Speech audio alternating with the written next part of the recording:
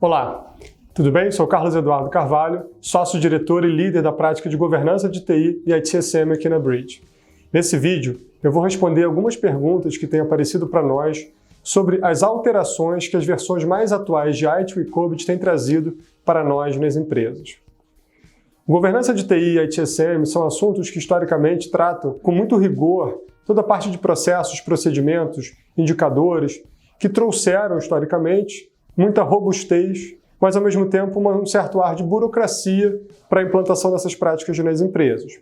Quem navegou pelas versões 3 do ITIL, por exemplo, a versão 4 do COBIT, conheceu todo o rigor dos controles, da necessidade de documentação dos processos e da necessidade de seguirmos as atividades previstas e consideradas como melhores práticas.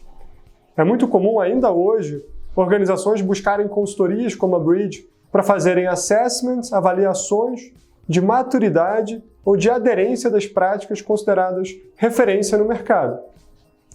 Quando a gente imagina, então, um modelo de referência, a gente concebe, conceitualmente, um guia de coisas ou práticas ou teorias que uma empresa deveria seguir para se considerar em conformidade adequada àquele modelo, certo?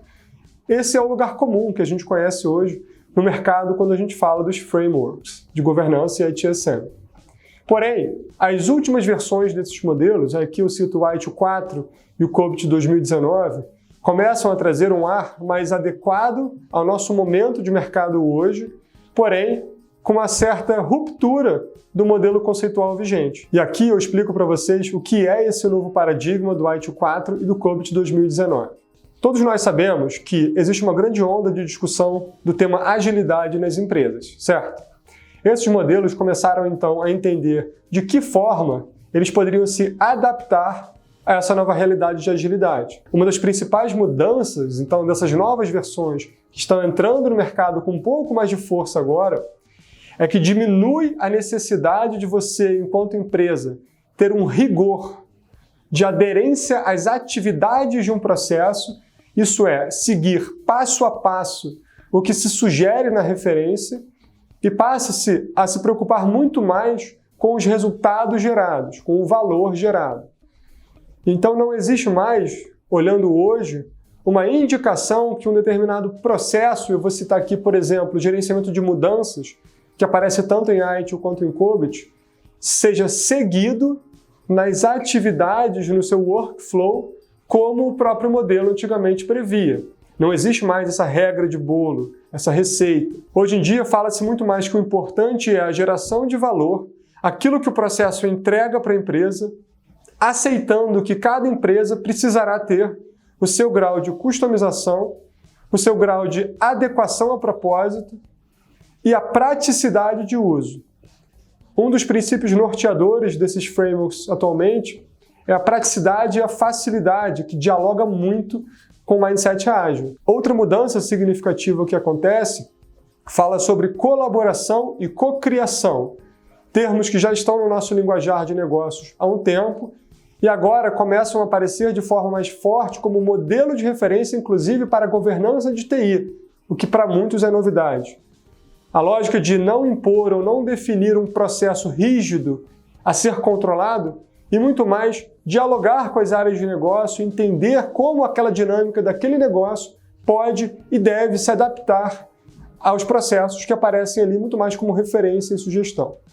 Trazendo exemplo prático, então, se a gente imagina 3 organizações diferentes, uma super controlada do setor farmacêutico, a segunda, uma fintech digital financeira e a terceira, uma empresa de manufatura, será que a gente precisaria ter um único modelo de referência propondo sugestões do que é a prática adequada para gerenciamento de mudança nesses 3 ambientes? São ambientes que têm culturas, forças diretivas, ambiente tecnológico muito diferenciados. Uma fintech, pela própria natureza de uma startup tecnológica, digital, moderna, financeira, vai exigir uma resposta rápida às mudanças, um ciclo de tomada de decisão que provavelmente não vai caber em toda aquela prescrição de comitês emergenciais, mudanças pré-aprovadas. A gente vai precisar adequar.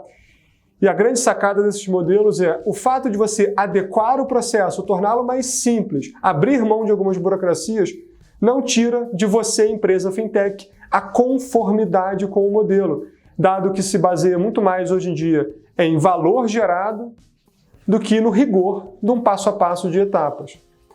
Por outro lado, a empresa farmacêutica pode ter a necessidade ainda hoje de seguir todo aquele rigor de etapas, de workflows, de comitês, de aprovações longas pelo seu tipo de negócio e pelo tipo de ambiente regulatório que ela se insere.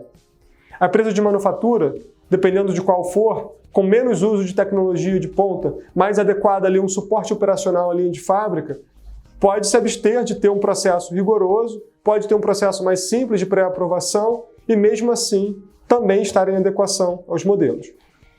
Para sintetizar, eu chamo a atenção que a gente precisa mudar a nossa cabeça.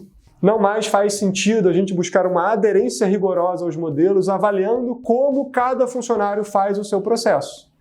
A gente vai olhar muito mais para a geração de resultado. A empresa tem resultados, indicadores de negócio e tecnologia que comprovam que gerenciamento de mudanças é feito de forma adequada?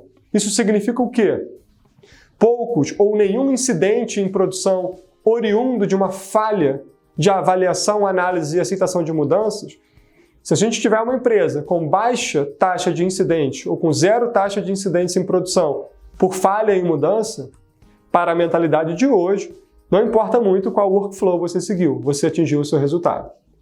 Espero que com isso tenha ficado um pouco mais claro o que essas novas versões de ITIL e COBIT querem trazer para a gente nessa importante mudança e atualização para o cenário atual. Com isso, eu convido vocês a continuar acompanhando o canal do YouTube e seguir todo o nosso conteúdo gerado no Bridge Insights, o portal de conhecimento da Bridge. Foi um prazer ter vocês aqui comigo. Até o próximo vídeo.